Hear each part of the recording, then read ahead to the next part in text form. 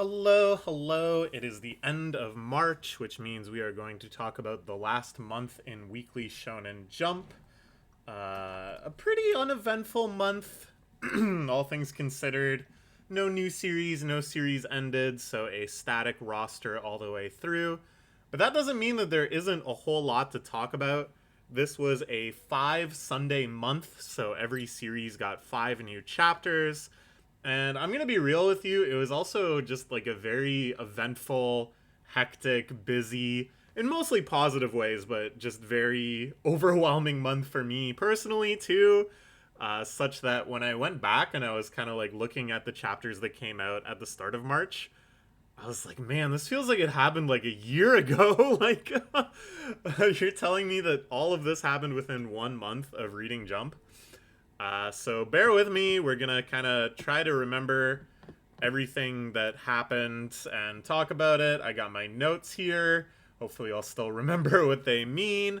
And let's get right into it. The first series we're going to talk about is Witch Watch, which has an anime starting in just a few weeks. I hope that's good because I love this series.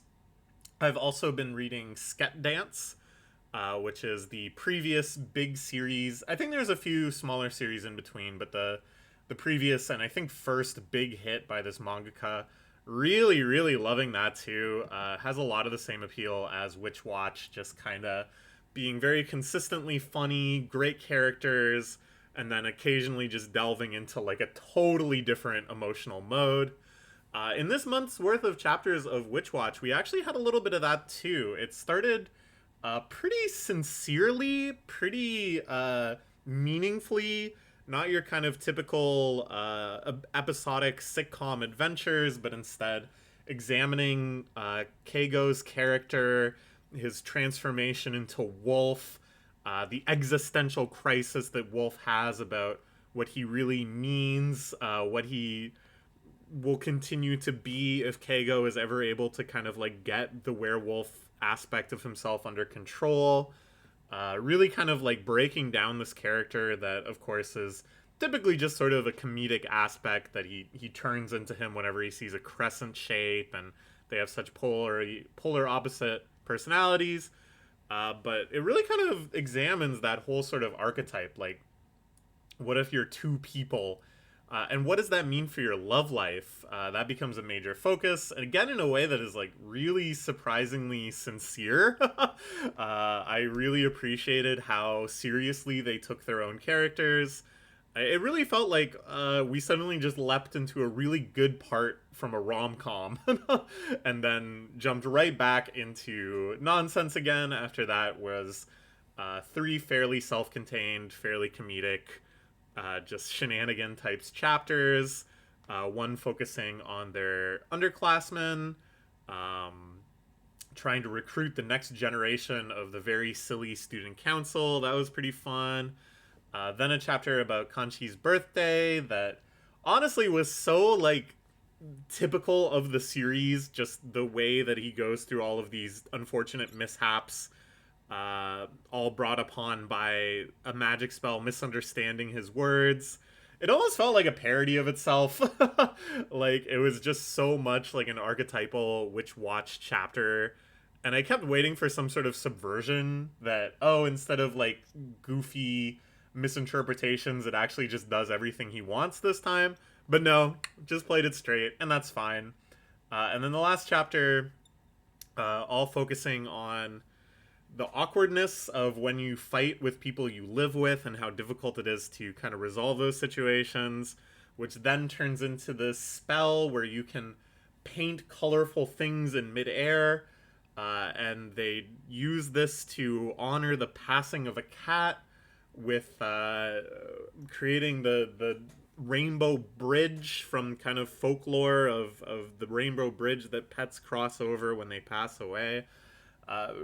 Kind of strange in emotional tone, honestly, this whole chapter. There really wasn't like a big joke punchline. It was just sort of a bizarre segue into this kind of touching tribute. And also very odd choice for a black and white manga to have a chapter that's mostly focused on the ability to paint dazzling colors in the sky. And it feels like the exact sort of weirdness that they would, call out with a joke and be like, hey, isn't this a black and white manga? Are you writing this for the anime? Some sort of joke like that, but nothing like that actually materializes. Very strange, very strange. But overall, still, a very solid month. Those first couple chapters, especially looking into Keigo's character and just the romantic development between him and his alter ego, and the witch that can turn into a cat whose name eludes me. Really, really solid stuff. So it still gets an A plus for the month, even though there was a couple, not even like bad chapters, but just kind of disappointing chapters where it feels like at this point they should be kind of taking it a little further, or kind of being a little more complete with it, just feeling like there's kind of lost opportunities. Okay, next we're going to talk about the Ultimate Exorcist Kiyoshi, which is in the midst of what I really hope is not its final arc, but is looking more and more and more like the final arc. The full invasion of all the demon lords and all of their comrades in the Black Parade versus pretty much every established good guy character. It's kind of hard to see what they can do after this, but I'm holding out hope. I'm hoping, somehow this opens up into many arcs past this, because I really do love this series. So all of this entire months of chapters was focused on these ongoing battles between the demon lords and our heroes, just sprawling all over town. They do a pretty good job of making it feel like one continuous space where all of these battles could potentially interfere and our heroes are kind of running from one scene to another. But it also does feel like they are just kind of going down the list and giving us kind of the climactic character moment for a lot of these guys. It starts with us figuring out, the whole backstory of Jojak, the friendly demon lord that allies himself with one of our heroes, which was one of the very early plot points, and there was some kind of stuff that we needed to pay off with that. They do it. It's pretty good. Triumphant. Feels great. The backstory was kind of by the book and expected, but still good. I liked his camaraderie with the other demon lord. Overall, just the characterization of the demon lords is pretty fun. They keep it kind of goofy, keep it kind of light, while still making them very extreme and compelling in their own ways. And the idea that they were just kind of buds beforehand. Oh, in the moment where Jojak realizes, like, I wasn't like a really, really evil demon.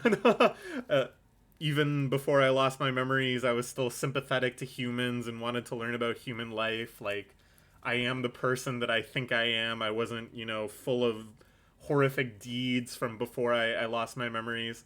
That was really nice too. That whole stuff was great.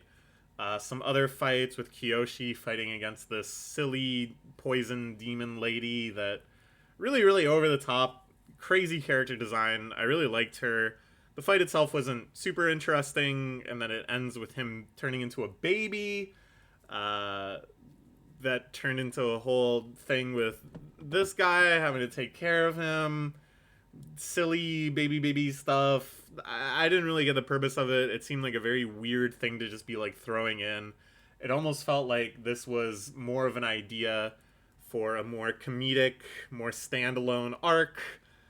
Maybe in an alternate version of the series where they had a little more time and could like spread out all of these demon lords into their own adventures. That would make sense, but it just felt like a very bizarre interjection into what really does seem like the climactic arc. But then that gets taken care of in the span of a chapter too. It's all whatever.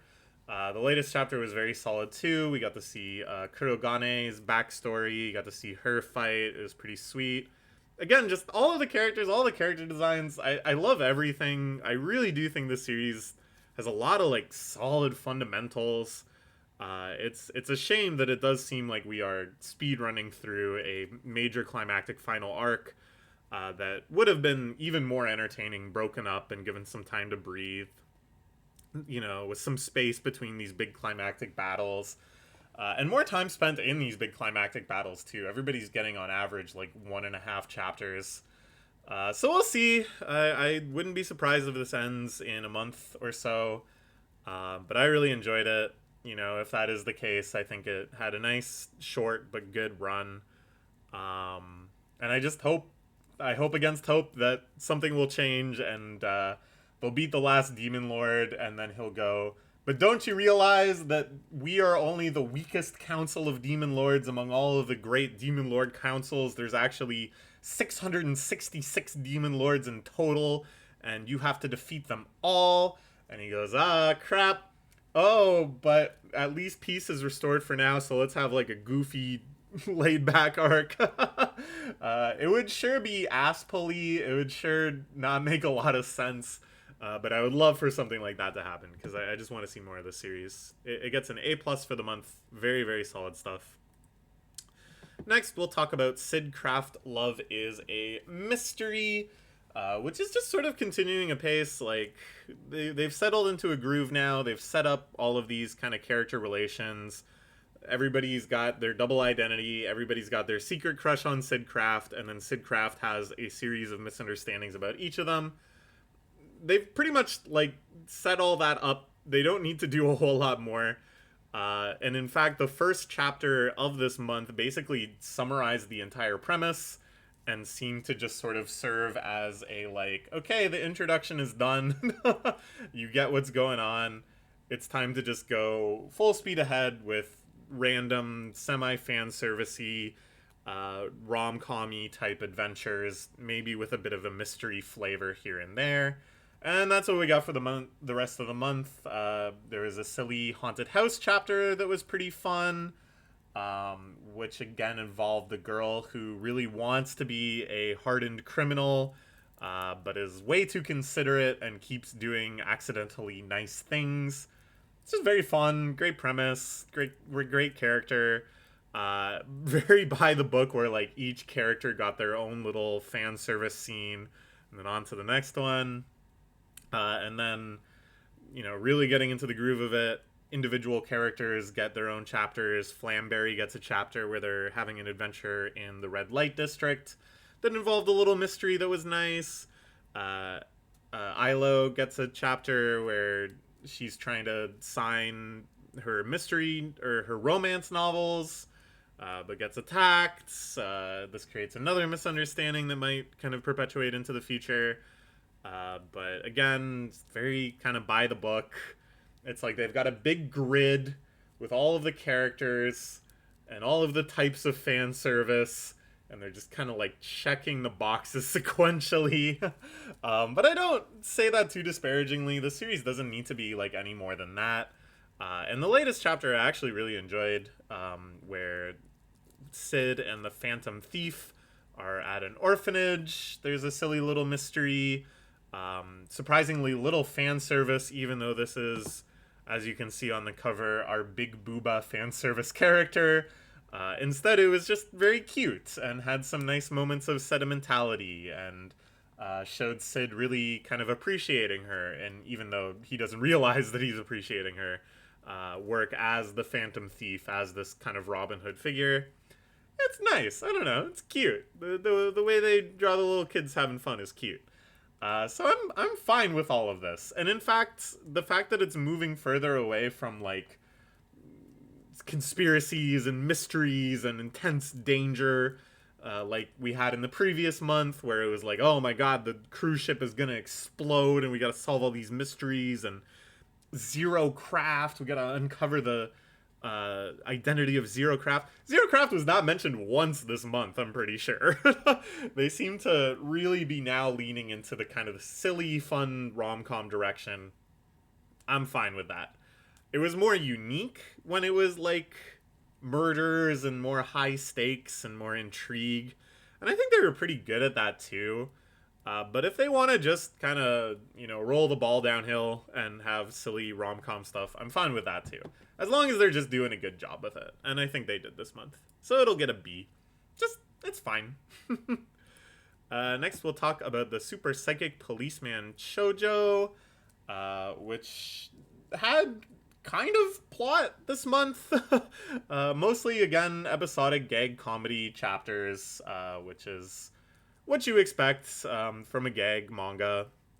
And the plot that it did have is a typical direction that gag manga goes in, where they start to kind of explore the relationships of the characters more, more substantially as like an actual focal point for development and not just kind of being the butt of jokes.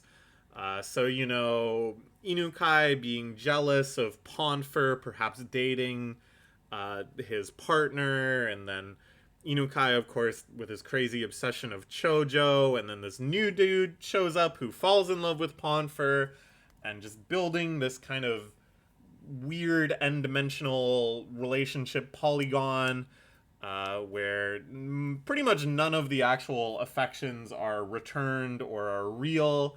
And it's not like we're actually going to devolve into some sort of rom-com where all of these things really matter. And of course, we're not going to, suddenly have Chojo like fall in love with Ponfer or whatever. But it's like they want us to care about this stuff a little bit. They want us to be invested enough in these characters and their potential for relationships that can kind of be like a plot mover. And I gotta say, it's not really doing it for me. It's like fine, but it's less goofy than this mode this series typically operates. It's a much more sincere mode, and it doesn't do a whole lot for me compared to other stuff that they could be doing. So the chapters spent on that, I'm just kind of like, all right, I get it. But the other chapters they had were a lot more fun. The one where the very rich Ojo-sama that's obsessed with Chojo has to budget her day such that all of her meals and stuff have to cost under 500 yen. That was a lot of fun. I really like that. I like exploring the cheap candy shop and the dagashi, all that good stuff.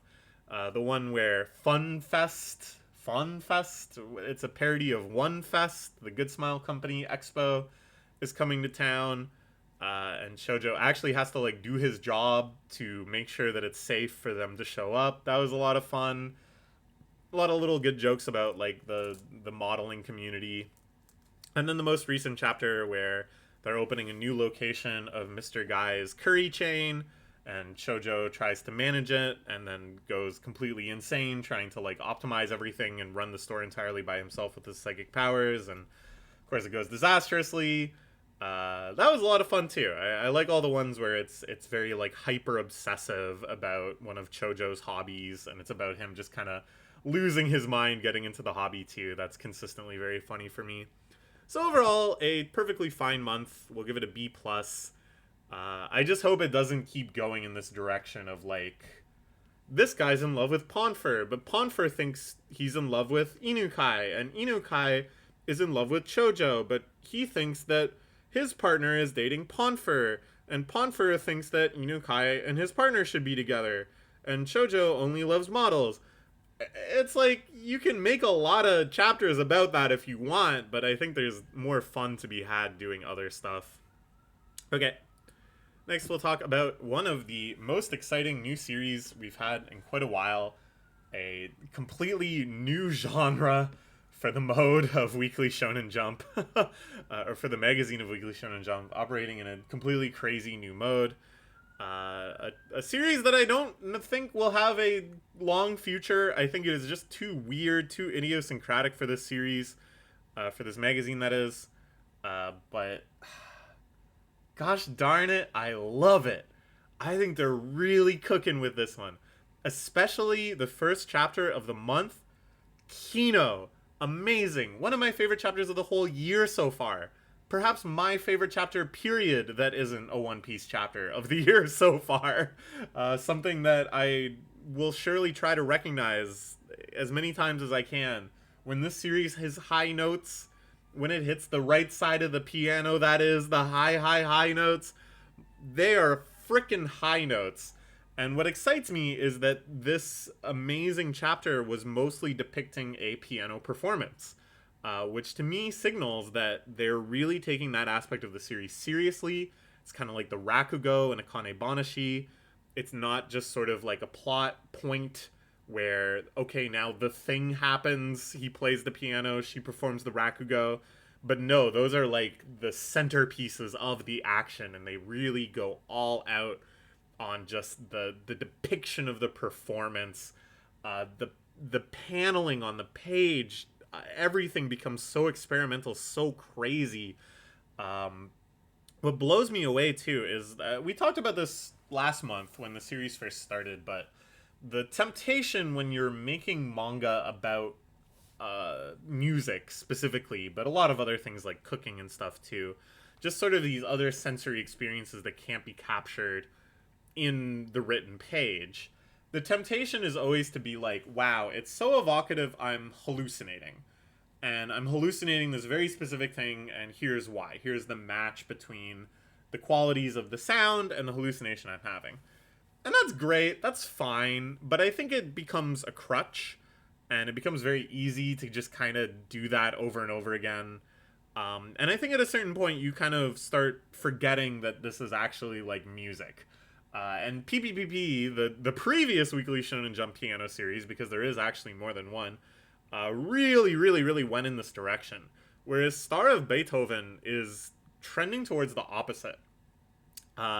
In this first chapter's performance, where Beethoven is playing for some of the staff at the school, or one guy at least, he does have like a very brief evocative hallucination, but it's so linked to the playing directly. He thinks of all of the pieces coming together like a great clock, all of the components of the piece, and it's not anything beyond that. It's just sort of like, wow, it is so precise and complex, it reminds me of a giant grandfather clock or whatever.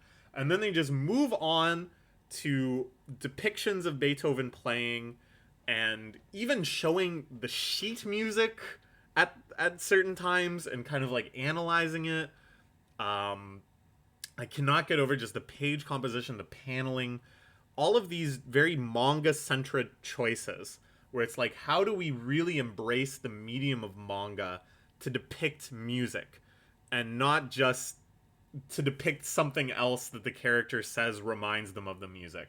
You see, there's a key difference there, and I think they just do such an amazing job, like, better than almost anything else I've ever seen attempt that specific thing. Really, really amazing stuff. After that, I'm not gonna say, oh, it went downhill, oh, it got disappointing, because, you know, it's like saying you have like a 10-course meal, one of the courses is steak. You're like, damn, the steak was my favorite course. I wish I had steak instead of salad. I wish I had steak instead of dessert. No. You gotta have some side dishes. You gotta build things up and down. When you have the big climactic performance scene, you can't just follow that up with 8 equally climactic scenes. So instead, the series got really fleshed out in a bunch of different directions, some of which are very, very weird. So we kind of return to Yasu, our main character, his reemergence into the world of piano. We focus on that a little bit. He's got to train up for his entrance exam. Some good stuff there. Again, really focused on the actual craft of piano. And then his exam itself was pretty cool. They didn't go as crazy with that performance, but that makes sense. That's basically him just proving that he's still got it. They're gonna save the actual really mind-blowing, flashy stuff for more climactic performances, I'm sure. And then we get a sudden shift into trying to explain like the supernatural element of the series. Like, Beethoven is having these like fractured visions of his life before resurrection. Crazy. And then these like mysterious government agents that are trying to unravel the mystery of resurrection, that are trying to track down Beethoven, suddenly appear, or they're trying to track down resurrected people in general, and they're finding all these dead ends, and then they find out that somebody proclaiming to be Beethoven is alive again, and it seems like he's actually Beethoven. We gotta get to Japan. They speed run this entire explanation of, oh, there's like a magical ring that makes you resurrect, and we can trace its lineage from, I don't know, it's like, oh, Beethoven had this. What? It doesn't matter that he had it before. It's very confusing. They're like, we can trace the ring back to the time of Beethoven in Vienna, in Germany, and then we can see how it ended up in Japan, and that's why Beethoven came to life in Japan. It doesn't really make sense, but at the same time, it's given to us as like, oh, and this is the backstory, this is the explanation. So I'm just kind of like, what? it's really, really weird. It feels like they are setting themselves up to get canceled. Like they're trying to get all of their ducks in a row as quickly as possible, that if it does get axed, okay, well then let's just do the whole story within 15 chapters or whatever it ends up being. I certainly hope it doesn't get axed. I hope all of these random, shocking, crazy developments attract some sort of readership and they give it a legitimate shot. But we'll see. All I'm hoping is we get one more great performance scene before it has to wrap up, because I was just truly blown away by that. So pretty uneven. Some developments that I'm kind of like, eh. Some other developments that I'm just kind of like, well, that's just fine, but it's not that interesting. And then, as I said, the filet mignon, the actual performance scene of Beethoven wowing this guy, wowed me as well. So we'll give it an A+. Really, really good stuff. I think this series has a lot of potential. I'm very, very impressed with it so far. I don't know what it has room to do. I don't know how it's going to play out. Next, let's talk about Shinobi Undercover. This month was spent mostly on the finale of this little arc they had where they had an encounter with enemy ninja while trying to do some reconnaissance work, I guess. They were trying to like get some files or something. So it was mostly like fighting, banter. This series, I think, has chops when it comes to depicting fights themselves. Good sense of speed, good sense of weight, cool little ninja techniques and stuff. They keep it pretty simple. They don't make the power scaling totally extravagant. It feels like actual people fighting most of the time. There's some pretty cool, badass moments in these fights. But again, they really struggle with, like, the banter during fights, you know. Do you make some jokes during fights? It's kind of tough to do, and they're not completely nailing it. And then here, you know, our MC is super, super strong. He's like the strongestest ninja. And once again, they kind of do the trick where it's like he's getting pushed to his limits. Oh, wait, it was only because he didn't realize this time he should fight without limits. And I'm kind of getting tired of that. And then they followed that up with like very generic like power of friendship stuff where it seems like he's actually pushed to his limits. He's incapacitated. He's weaker than the enemy for once. He cannot measure up. He can't win.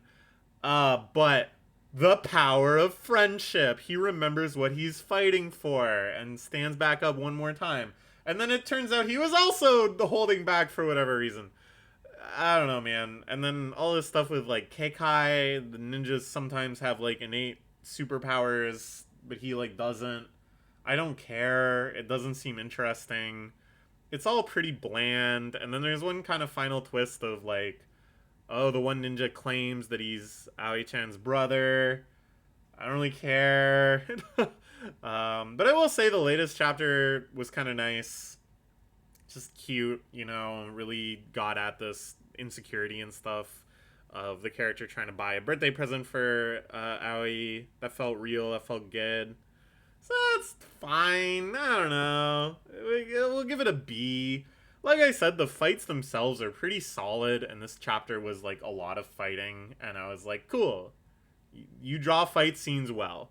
You should clean up the rest. There's 2 people working on this. The one that's good at fight scenes, good job.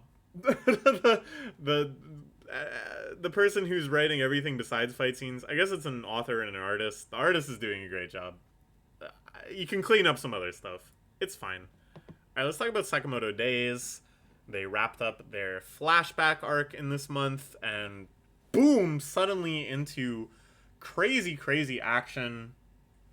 We find out that the Order, the super elite assassination group run by the JAA that Sakamoto has, you know, was a former member of, has now realigned itself to be teamed up with X. It's a totally new regime for the JAA, and their plan is essentially to necessitate assassination in Japan by throwing the entirety of Japan into chaos by issuing everybody with a gun with 3 bullets and just trying to bring in this era of just total wanton violence everywhere in order to basically secure their jobs. I like it. I think that's a great idea. It almost reminds me of Kill Blue. It's kind of like a more developed concept than the one in Kill Blue, and I like that rather than it just being kind of a cool plan that the bad guy has, they're like, yep, we're doing it right now. The world is already plunged into this chaos. And now it's like Sakamoto has to fight his way through that. Instead of in Kill Blue where he's like, and once I succeed, this is what I'm going to do. Okay, well, we're going to try to maintain the status quo. That's just less exciting, you know? I understand that the series are very, very different, and Kill Blue certainly couldn't plunge the world into violent chaos without it kind of being tonally inconsistent. Not that that series cares about being totally inconsistent, but we'll get to that later. Yeah, I don't know. I liked it. I liked how suddenly everything escalated. I liked how dramatic everything was, and they really did instill a feeling of violence and chaos and danger pretty much right away once we found out about this gigantic paradigm shift. And then out of that, we get a cool setting.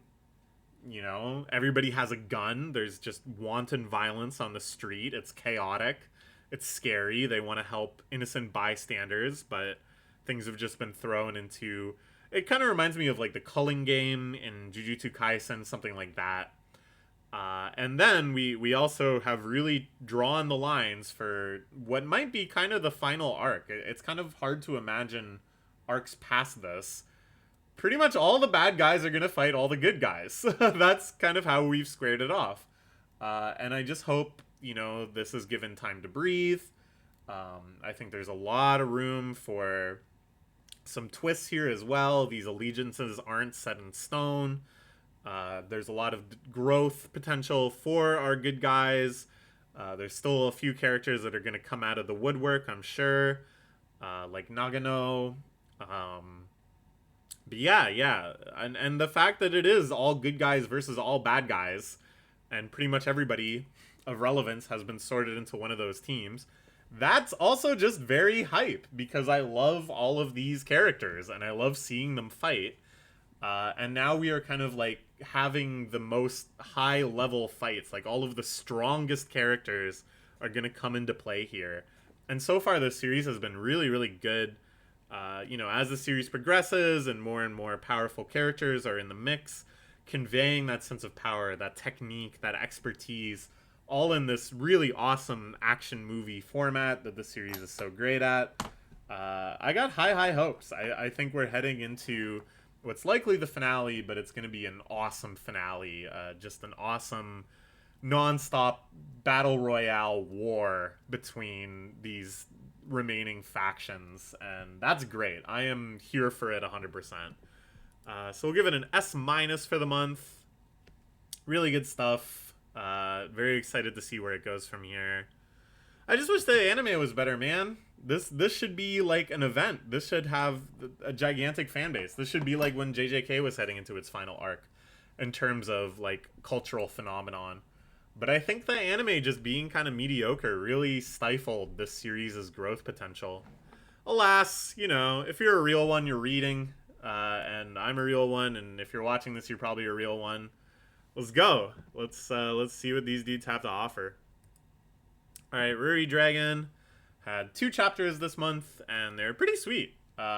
Crazy stuff with Ruri just permanently catching on fire and moving further and further away from humanity and more towards being a dragon.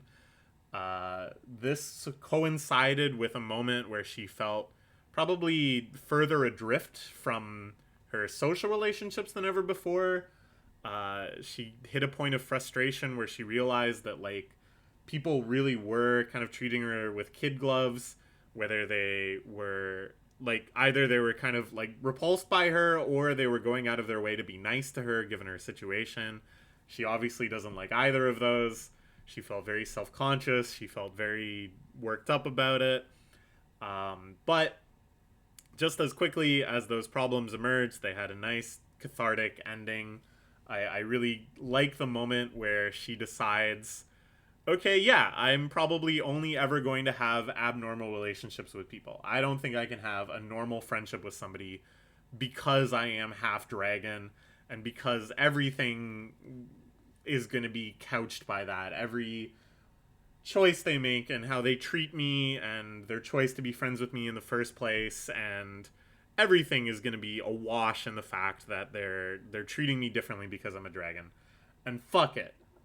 I just got to embrace that because having friends is worth it and the friendships I make via that, that's fine too. It's really nice. And you know, as a trans person, I think I can kind of relate to some of that. Like, you know, trans people. It's Trans Day of Visibility, by the way. Shoutouts my comrades, other trans people. We're a very small minority. Like only like less than 1% of the population is trans. Often, when I meet people, I'm acutely aware that I'm like the only trans person they know. And I'm sure that does color how they treat me in some way, at least at the start. I'm sure there are a lot of people that go out of their way to befriend me and to support me and to treat me well because I am trans. And it's a little weird. And I wish that kind of wasn't the case because it's sort of like they're doing that in appreciation of the fact that other people are going to treat me like an absolute shit because I'm trans and they're going to, you know, want horrible things to happen to me. And so there's a feeling of other people with the best of intentions kind of compensating for that in a way that, you know, is still strange and still kind of disarming and stuff. But I just gotta embrace it. Like, that's just the way it is.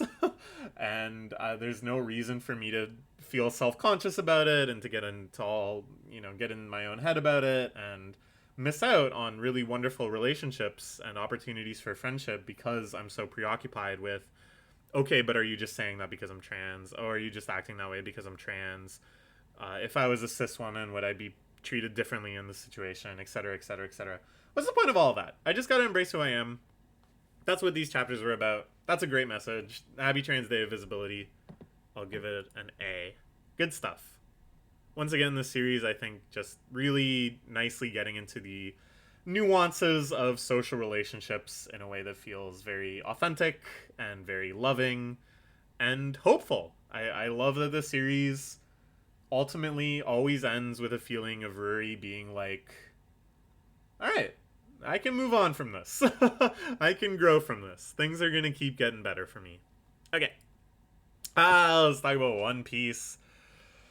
Again, it's like there's not much I can say that I haven't already said at length in the week by week videos. We're in the full swing of Elbaf, and it's everything I wanted it to be. I kind of started to think that this might be another truly mega arc, or at least something the length of Egghead. But now it's actually like kind of moving things along at a pretty brisk pace. All of the major problems that we know about have been kind of introduced and confronted. Some really crazy new ones emerged during this month. The most extreme being an enemy that has the power to manifest the nightmares of children as actual tangible creatures that they have to fight, which was awesome. The depiction of that was awesome. The situation with Loki has also super escalated. Everything is kind of coming into play at once. It feels like we're almost heading towards the climax of this arc. Of course, there's going to be a requisite flashback and a couple twists with that and everything. But I don't know. I wonder. I wonder. It's moving, and this feels weird to say about One Piece, where most arcs outlive most series. But it's moving at like a surprisingly rapid pace, and I feel like there must be even something more than this. That it's not going to resolve itself so cleanly. I'm not sure what it is, but I still feel like there are secrets lurking deep within this arc, and I'm very, very excited to see them. But as for the chapters themselves, they're all great, dude. All great. I don't know what to say. I love this series. It's my favorite manga of all time, and this arc I think is just phenomenal. I think they're just killing it. It hasn't hit the highs of when they first got to Elbaf, just that feeling of catharsis after a 20-year voyage of our time, you know, waiting to see the long-awaited land of the giants.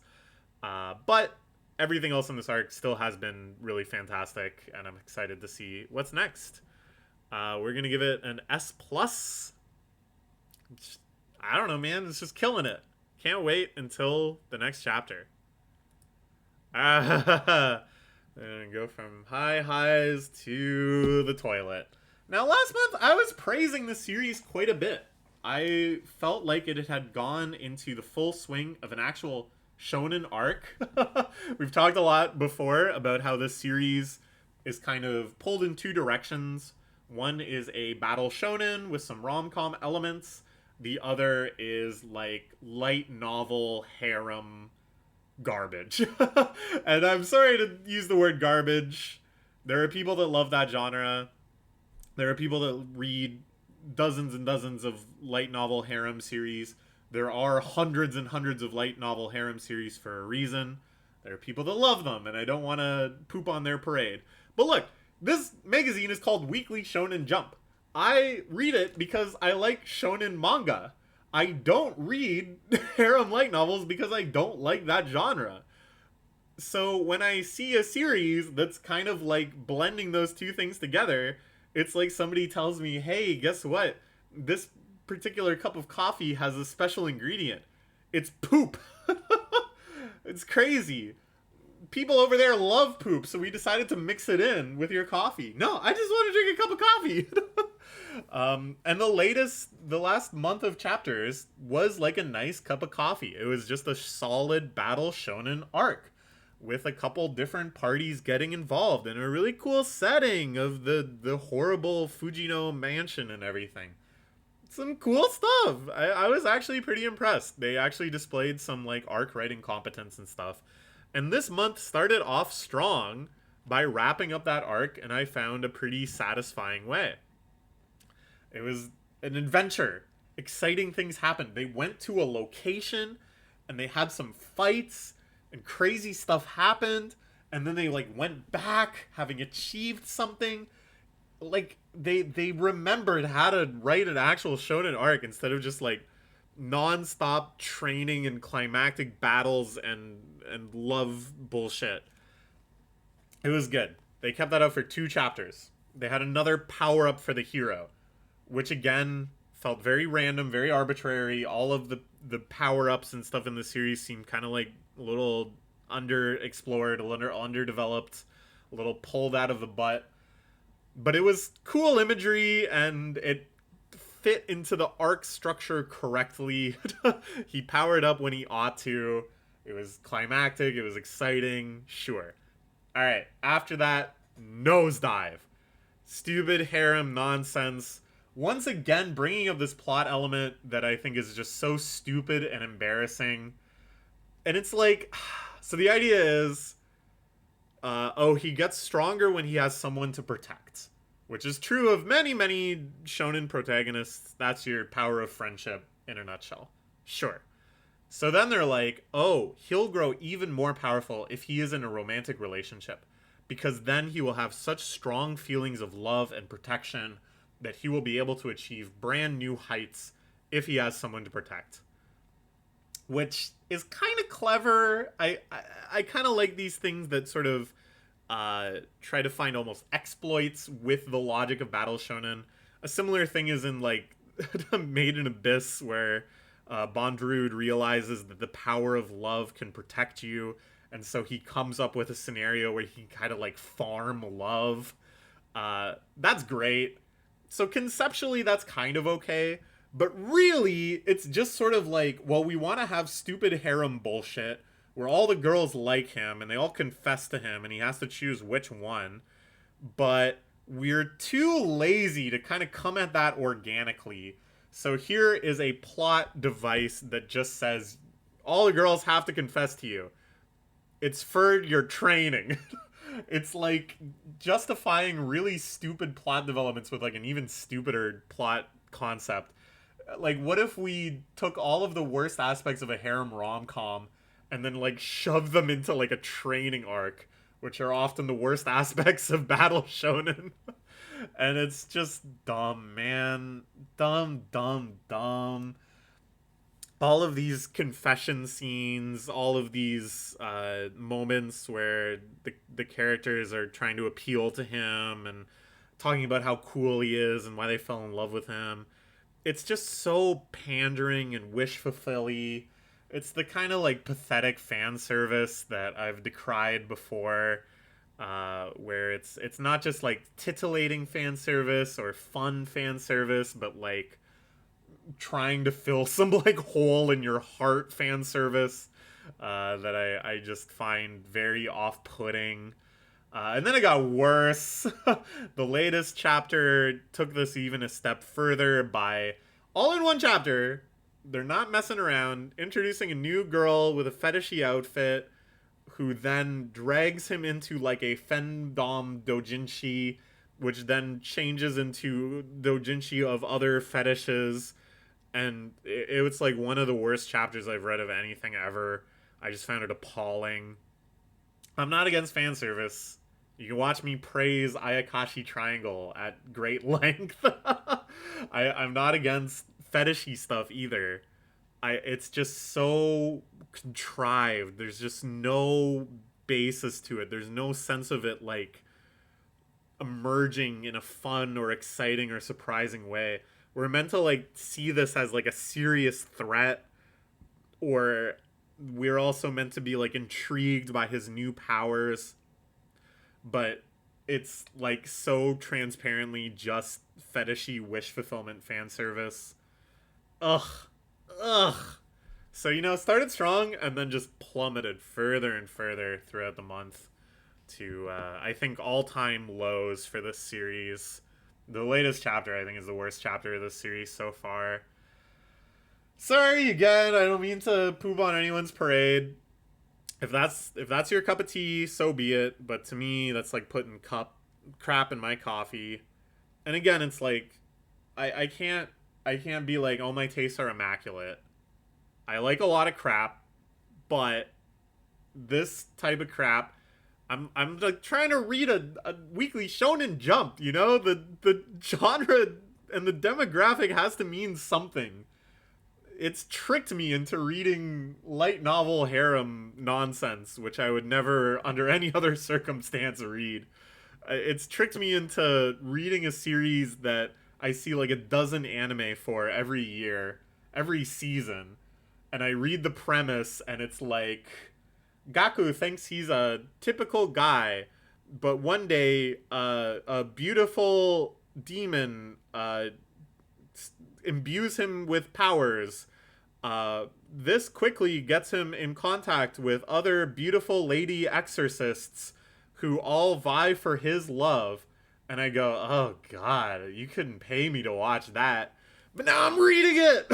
I'm reading it! Why am I reading it? Anyways, this gets a D-. Moving along, me and Roboco.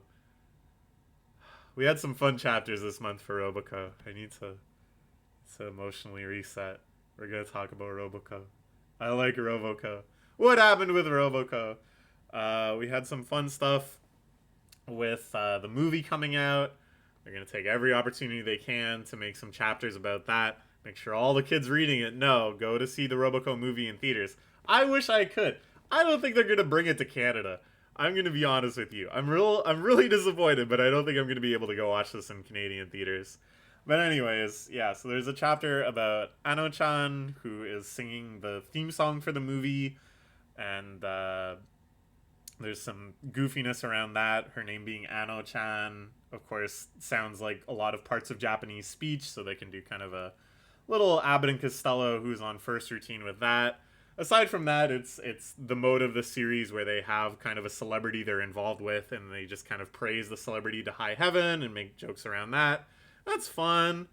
There's a chapter where a foreign prince comes to visit Bermuda Springs, and they have to show him around and show what typical non-bougie boys are like. It ends with what's his face getting his house back, the kid that used to be rich and then was poor and now he's like rich again. My one complaint, it was a very, very good chapter. I had a lot of fun with it. They talk about the Monty Hall problem. They don't explain it right. They don't explain it right at all.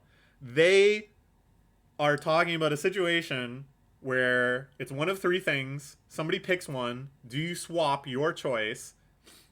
But that's different than the Monty Hall situation where Monty knows what's behind the doors and he always shows you one of the two doors that you don't want. That's very, very different. That's what makes the Monty Hall problem work. I was like, come on, it's 2025. Surely we all know how the Monty Hall problem works. Whatever. Then there is a soccer collaboration where they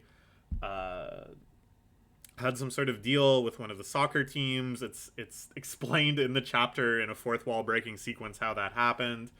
But it's just very fun, silly soccer action.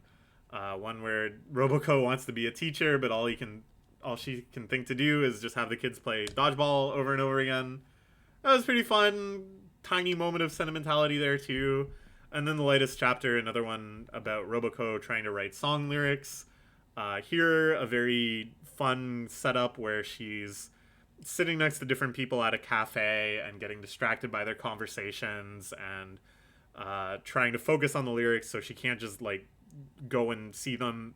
She just has to like speculate as to what's going on. Pretty fun. I don't know. Pretty standard week for the series. We'll give it an A-. Just very solid. Nothing mind-blowing. But just everything up to its standards. I really love this series. I really wish I could go see the movie, man. I really do love Roboco. Because I have the brain of a 12-year-old. And that's why I'm reading weekly Shonen Jump. And not 18-plus harem rom-com light novels. Next, let's talk about Ichi the Witch. This month really plunged into what I would say is like our first real arc of the series. Obviously we had the shark hunting arc, which was just pretty short, but, just kind of like a little mini arc, kind of introducing some characters and stuff. And then we had the mushroom hunting arc, which just totally spiraled out of control and went into some crazy directions. This is the first arc that kind of feels like a really substantial, it'll be on the fan wiki page listed as an arc at that level. And it's good stuff. The way that there's, two kind of major plot lines that each of our two main characters have found themselves invested in. Des is being treated kindly by the royal guards. She's kind of on their side. They've recruited her to help defend their slumbering god. Obviously she initially went there to kill it, but now I think she has bought into the idea that it's good, whereas Ichi was recruited for the complete opposite ends by this guy who is very much against their local god, who's like a Baku dream-eating thing. I can't remember what it's called. But he's trying to get Ichi to help him exterminate it. So it's like, great, our two main characters have ended up on opposite sides. Their paths are going to kind of collide and ricochet.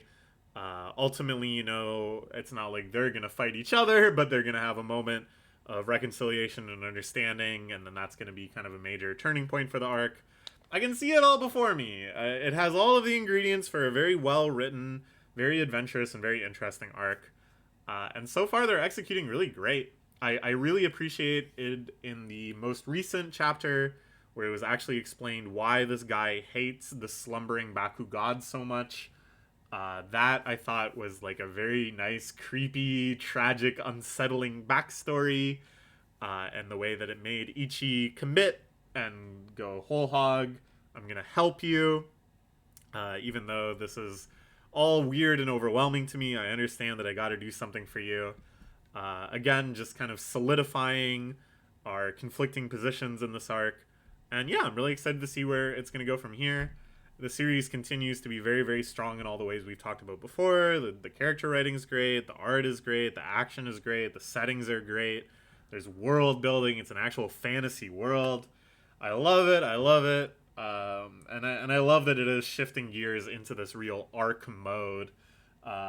which I knew it would eventually. It's been very successful so far as I can tell, and I knew that Jump was going to give it that chance to breathe. But it's just nice to have this kind of confirmation that they're like, this is how they are interested in writing the story, with these adventures to different places where a conflict unfolds. You can call it the One Piece model. That might be a little reductive, but they're executing it really well so far, and I think that's what really opens up this series to have a really long, healthy, great run, is just having these sorts of adventures. So yeah, A+ for the month. Really good stuff. Now let's talk about Kill Blue. What the hell's going on here, man? The month started with, like, complete nonsense. It felt like the series was ending. It felt like it was heading to its super climax. After they, like, blew up a big chunk of the school, and he revealed that he was a hitman, and that the principal was his enemy, and then he defeated the principal. It's like, alright, well, that's it, right? No. Instead, they really awkwardly, like, pivot out of that and are like, oh, guess what? Your adventures are just starting, and things are just like go back to normal. So now we have Ogami meeting her dad, sorry. Her dad is, like, crazy. They play Russian roulette. It's, like, very nonsensical. It really made me think, like, the author is praying that later this will make sense. That's the genuine sense I got, that it really felt like they were just trying to do some, like, crazy, shocking stuff, and that the genuine hope was, like, I can figure out a way to work with this later so that it isn't so freaking crazy and weird. And that's not a great thing to feel when you're reading manga. You want to feel like the author knows what they're doing. And it's okay if you feel lost, as long as you have confidence that they're gonna, like, bring it round, you know? I don't have that confidence. Not only do I feel lost, I feel like the author is lost too. And then we plunge from that into this whole idea of, oh, Ogami has to become student council president. If he wants to marry Noten, he has to be student council president. It doesn't make any fucking sense, but whatever. That's the decision they made. That's the direction they decided to go in. Fine.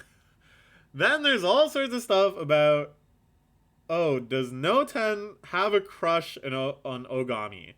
And the whole time, I thought it was going to be, not the whole time, but for, like, probably close to a year now, I thought it was going to be, the twist was that Noten was also de-aged using some mysterious experiment by the pharmaceutical company, and that's why she says she has a problem with men, paralleling Ogami saying that he has a problem with women.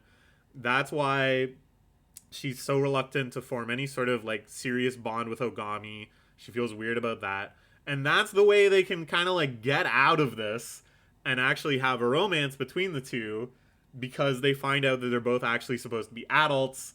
The day is saved. They find a cure. They both become adults, and then they're happily ever after.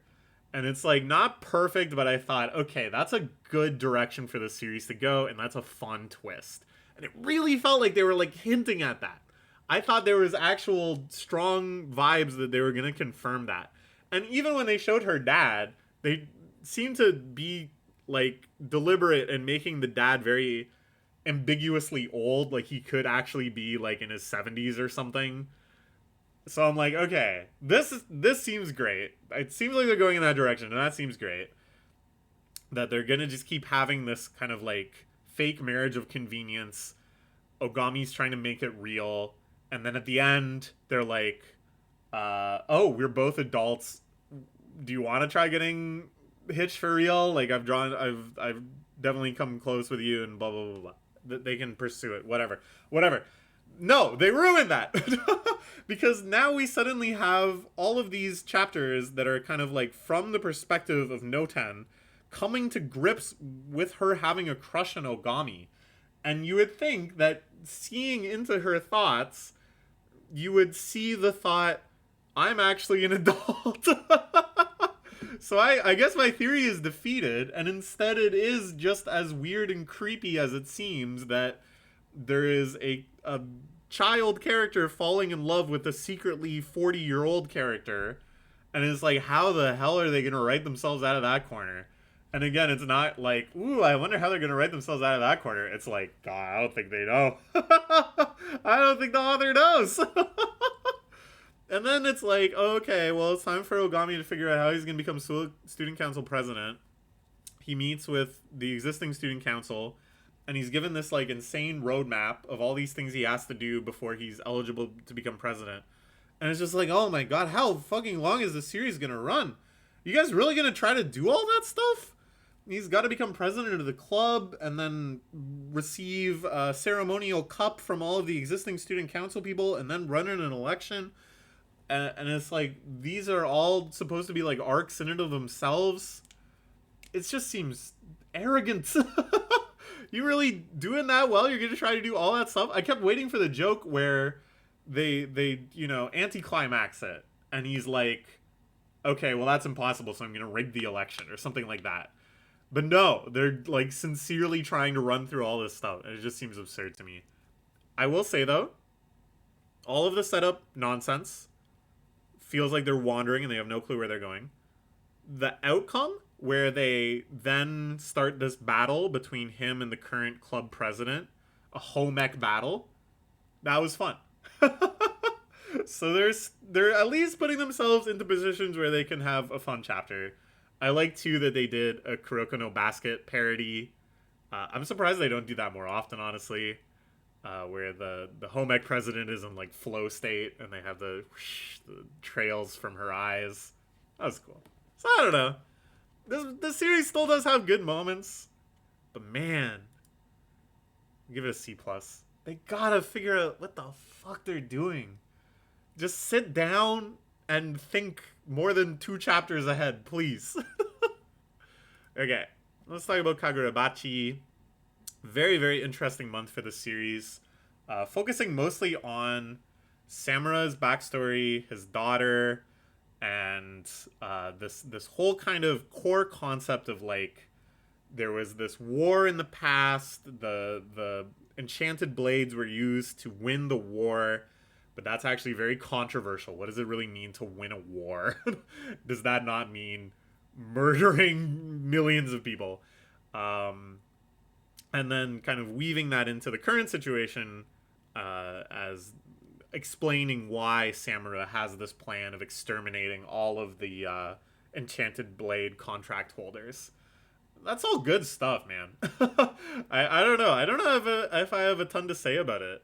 I've like criticized the series in the past for being a little muddled with the arc writing, just kind of too many things going on with really kind of unclear significance. I think this is like a really good level where this arc is actually pretty complicated when you break it down, but moment by moment we're very invested in the particular things that's happening. Like this particular flashback with Samura's daughter is compelling in and of itself, and it's not just sort of one little puzzle piece. It feels like that is right now the story, which I think is just kind of a better way to do it. And some tragic moments too, man. This idea of Samura being slandered and his daughter trying to stop him from finding out, and just this info war where the villain is propagating slander and propaganda about Samura being a mass murderer and that's not actually a hero, and just this like ambiguity of the past. And it's really it's meaty stuff, which I really appreciate, and some awesome imagery too, especially when they were showing scenes of the war and the immediate aftermath of the war, like chilling, scary stuff. What is unclear to me is what is actually the truth. Because at first it seemed like they were going for a pretty cool kind of like moral grayness, where yeah, he probably saved a lot of people through his actions in the war, but he also did kill like millions and millions of people, and that's a little fucked up too.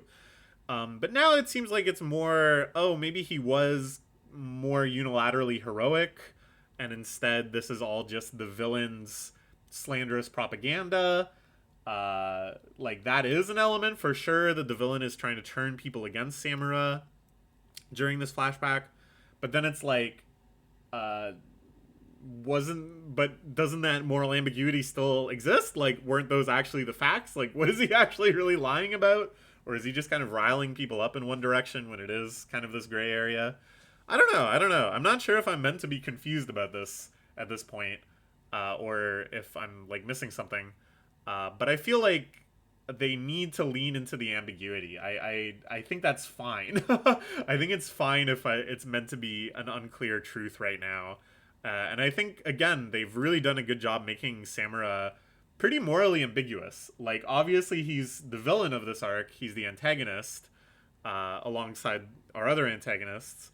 But his plan kind of makes sense, too. Like, essentially they have they have these people wandering around with, like, the codes for nukes, essentially. These weapons of mass destruction that are the swords. And they're just kind of relying on the idea that they and the swords will not fall into the wrong hands. And Samura's like, I don't really like that. That feels pretty shaky to me. Let's just definitively end this. And it's like, okay, like, that's kind of compelling. There is, like, an argument to that. I don't know. The only thing that happened this month that I wasn't super into is they got really nerdy and technical about, like, sword techniques and stuff. And I know there's a certain readership that loves stuff like that, loves getting into the nitty gritty and details of technique and schools of swords play and whatever. Not entirely for me, but it's not bad either. The way they do it is pretty brisk. It doesn't feel like it's bogging down the story, and it's always married with something more action-packed. But yeah, good stuff. We'll give it an A for the month. Alright, Hima-ten, series that I've felt mostly positive about lately. It felt like it was kind of heading in a very stupid, fan-servicey, harem-y direction for a while. But this latest month, actually pretty solid.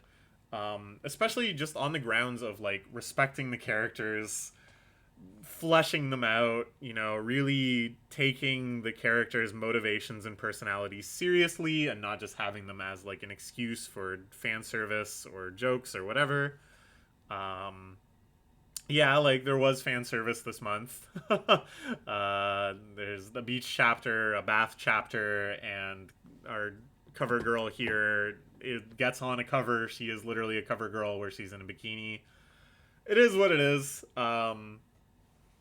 But aside from that, and it's not even, like, again, I'm not against fan service. It is what it is. I understand its purpose, and I understand when it's done well or poorly, and it was fine. But the main thing is, like, does it distract from the plot? Does it feel pathetic? Does it devalue our characters? And none of that happened, so it's fine.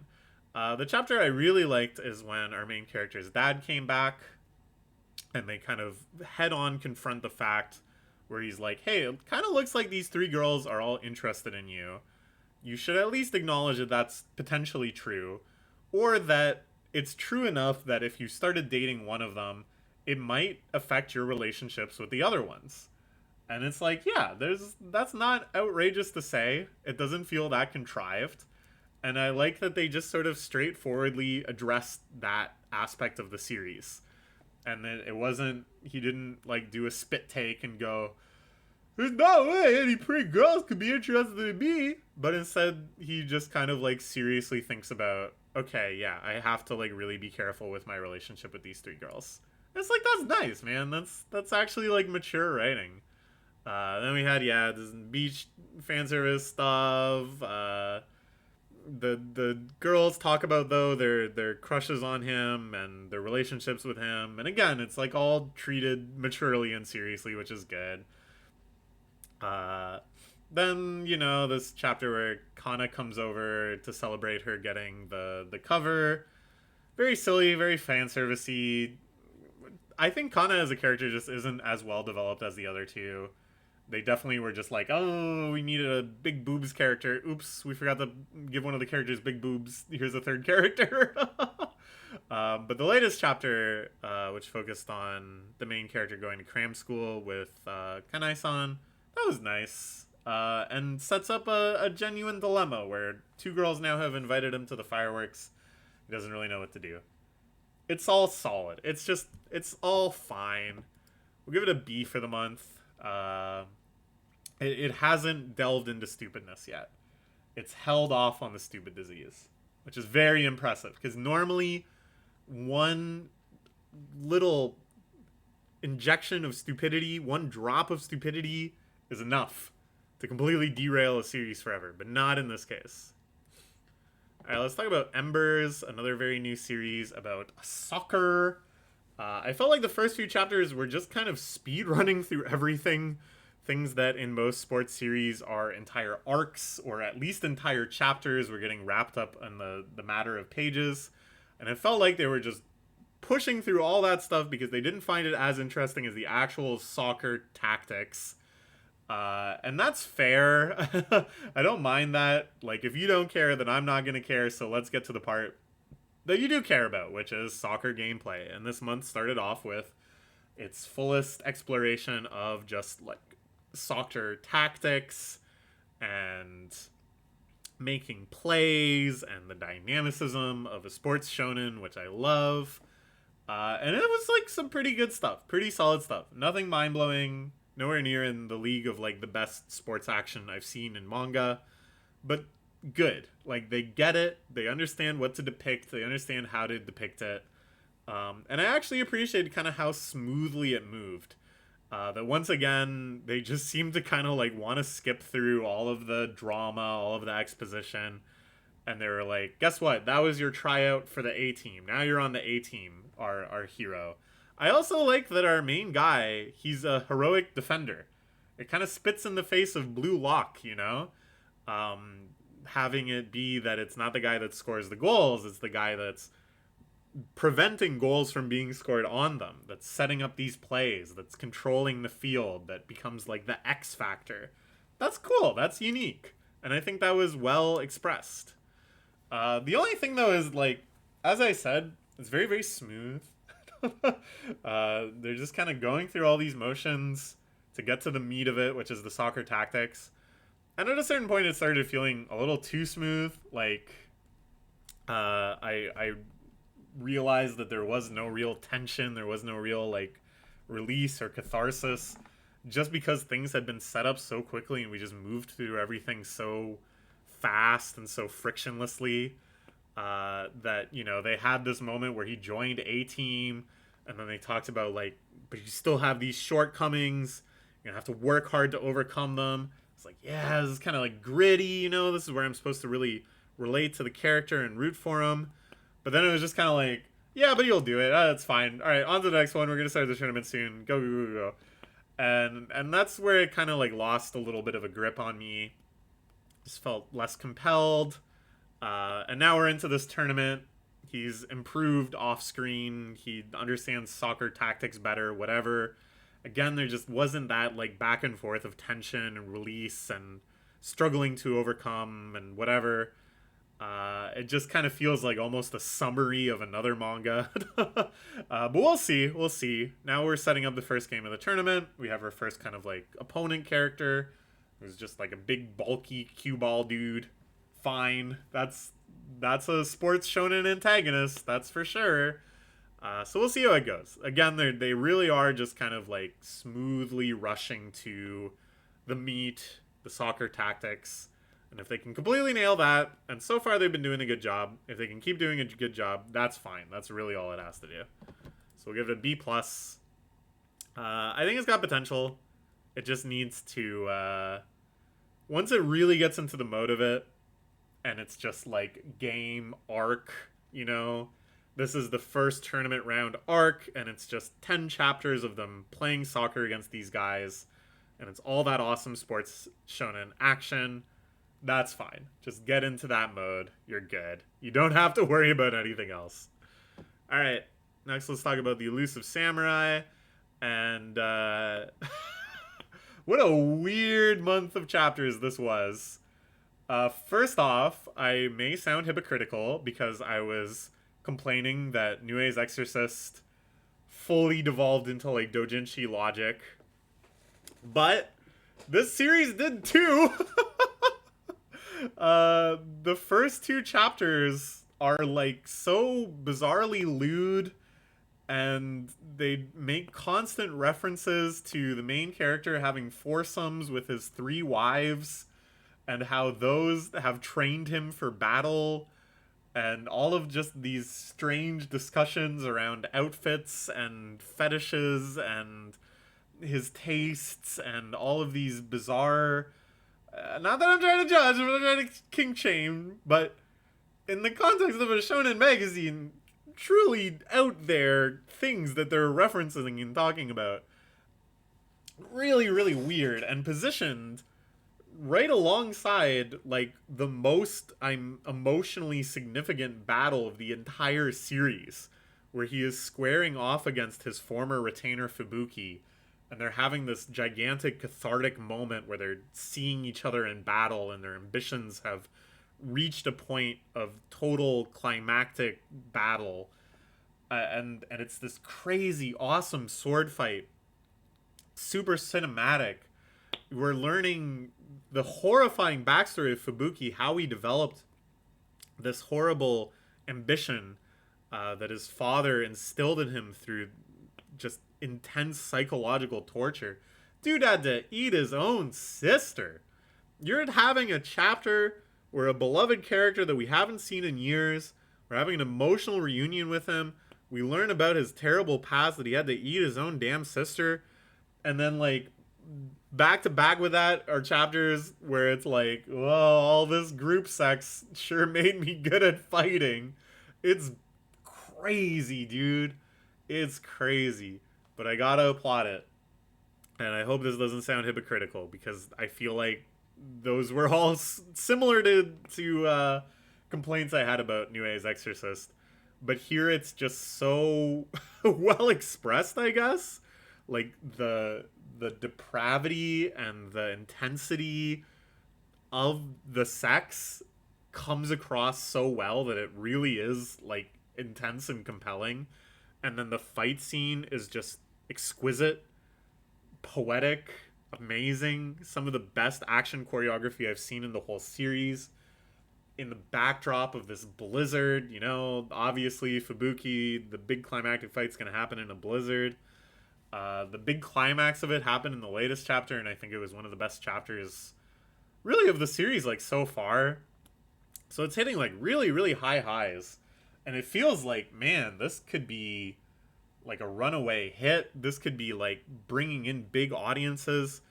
But in a bizarre act of self-sabotage, they also just have to keep it weird. They have to keep it unrepentantly weird by having the main character just talk openly about his group sex with three wives.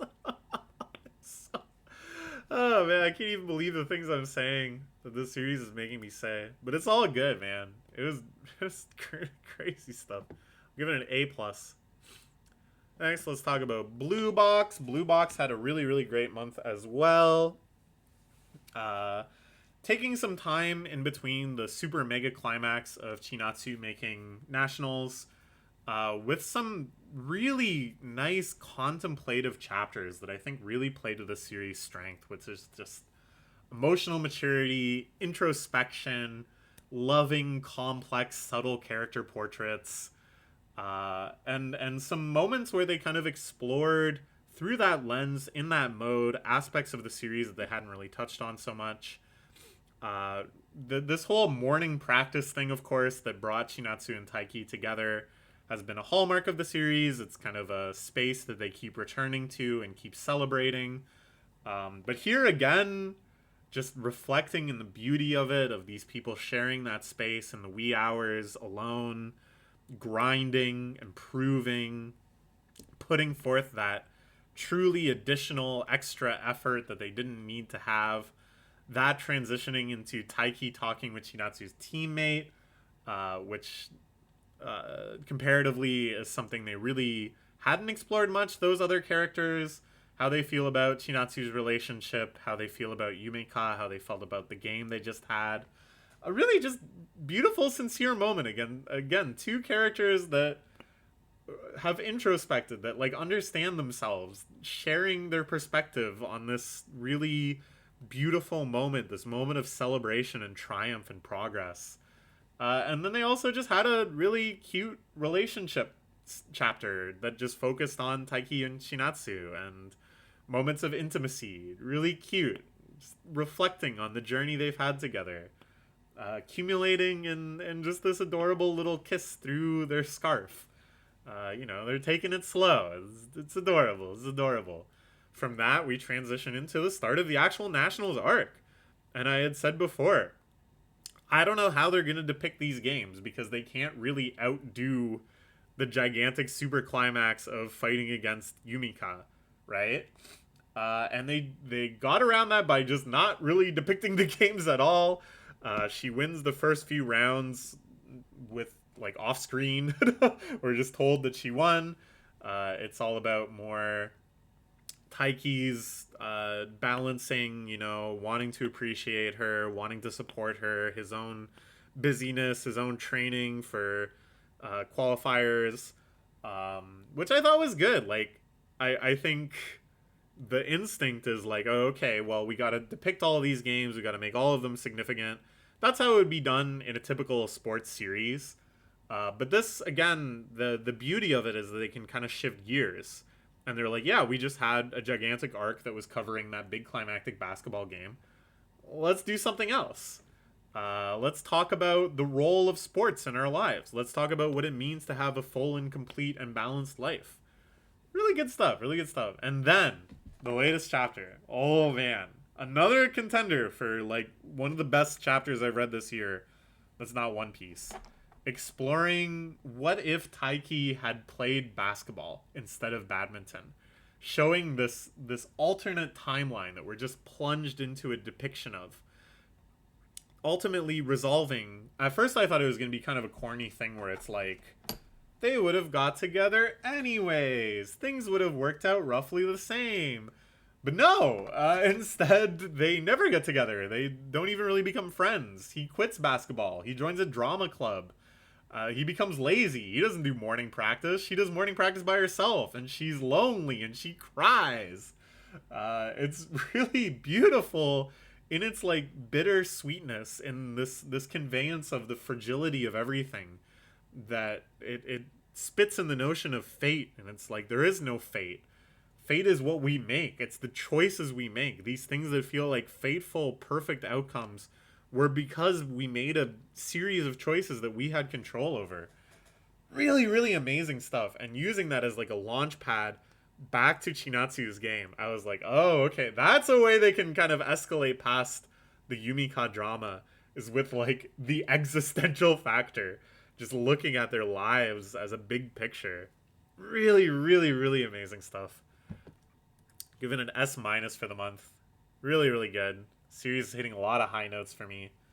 And yeah, all of the basketball game arcs have been great, so I assume we're going to get more of that as we get into the full swing of Nationals.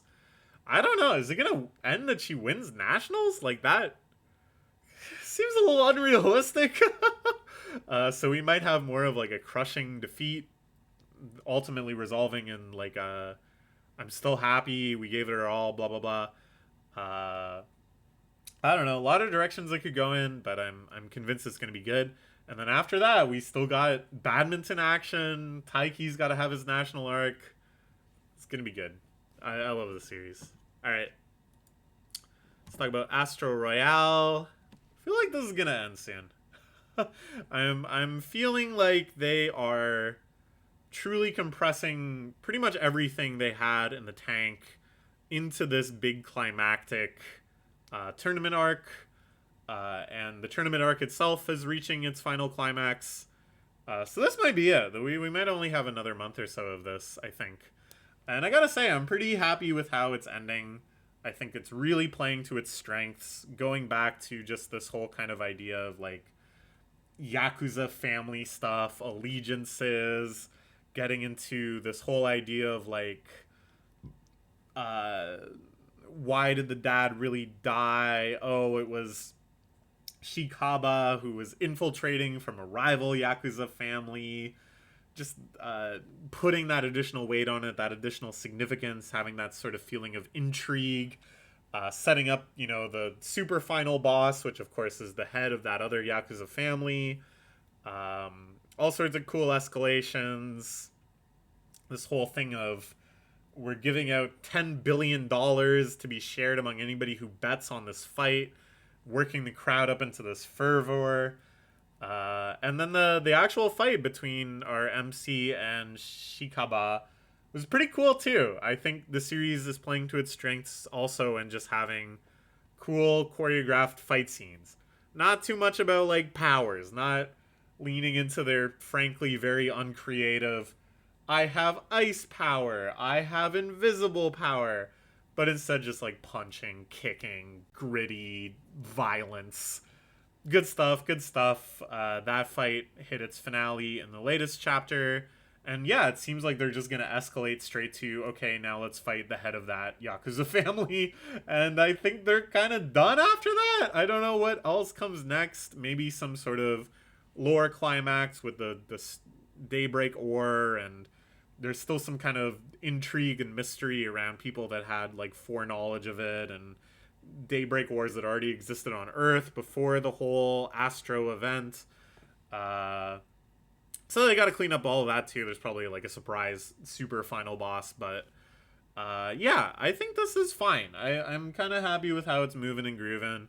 As I said, I think the fight scenes are strong, especially in this very gritty, just punch each other mode. And I like the backstory stuff. I like the betrayal. I like that intrigue. It's all good. We'll give it a B+. Solid stuff. I think this is about as good as the series has been for me. Excited to see the finale. If that is indeed what's happening. I really do think it is. Finally, we are going to talk about Akane-banashi, which has moved into its next major arc. The Fudasume arc. Akane has indeed ranked up, now needs to prove herself in the world of professional Rakugo. She is no longer just an apprentice, just a warm-up act. Now she is going to kind of seize her own road to the top. They discuss that too. They talk about the 3 stories that Akane should learn in order to open the path to Shinoichi and open the path to Shigema's art for her. Again, stuff that I think really shows a lot of foresight with the series, a sense of how are we going to kind of keep progressing this, how are we going to keep scaling this, that I am really impressed by. I think it shows a lot of understanding of Shonen Jump as a magazine and the direction these sorts of series go, and it just creates a lot of intrigue. It makes me really excited about the future. Amongst this, we had the beginning of big performance. A new character has appeared. The vice chairman of the Rakugo Foundation, this guy Shomei, who rudely dismisses Akane and her request for learning a story, and intriguingly says, "You'll see why." And in the latest chapter, we found out why. That very, very contrary to Akane's style, this is a guy who has everything measured down to the second, a super precise, mechanically precise, rehearsed down to every syllable performance. And yet, despite that, and despite his intimidating presence, he's doing extremely goofy stories. He's doing like the Rakugo equivalent of gag manga and getting tons and tons of laughs. And it's like this huge mystery to Akane. How can he work on such a precise level while still delivering goofs and gaffs and these audience resonant things? So yeah, once again, a great performance. I'm excited to see how that continues in the next month and how Akane will like learn from that and stuff. I also, of course, really just loved this expanding of the scope of the series and sort of showing the road ahead. During that time, they once again kind of like hint at Arakawa in the same way that One Piece would hint at like Blackbeard as this major antagonist feels weird to call him an antagonist, but a very, very late game persona. We've still yet to see him perform. We still haven't seen many of the Shinoichi perform. But there is like a very tangible feeling of Akane like moving up in the world, and these people starting to become her rivals, and really, really, really good stuff. Very, very excited for this Futasame arc, which basically is like every arc before is the Zenza arc. So now we're into a whole new saga of the series, really. Really, really good stuff. We'll give it an S-. This is just a great series for me. One of my favorite things Jump has ever run, honestly. This might be like a top 10 manga for me, period. A friend of mine started reading it recently, and he's been sharing his thoughts on Discord, and I'm like, hell yeah, brother. I'm so happy that he's on board. I'm so happy that he's loving it. Revisiting the series through his eyes has been phenomenal. I want to reread the whole thing at some point. Sooner than later. Oh, it's so good. Okay. This is a long video, man. Usually these are around an hour. I had a lot to yap about.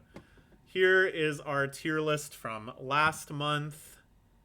And here is how it has been modified to this month. Good stuff, good stuff. And yeah, we have now done a year of these. The first one I did was April of last year, yeah, so that was our 12th one, right? Woohoo! I wanted to do more to celebrate, but I'm pretty busy right now. I did want to make a video just kind of going over, I don't know, like trends and patterns and how I've rated stuff, what series have consistently performed the best. I don't know. I'll try to find an opportunity to do that, but we'll see. Yeah, look forward to next month. I sure am. Let's keep reading manga. Manga's great. Have a great day. See ya.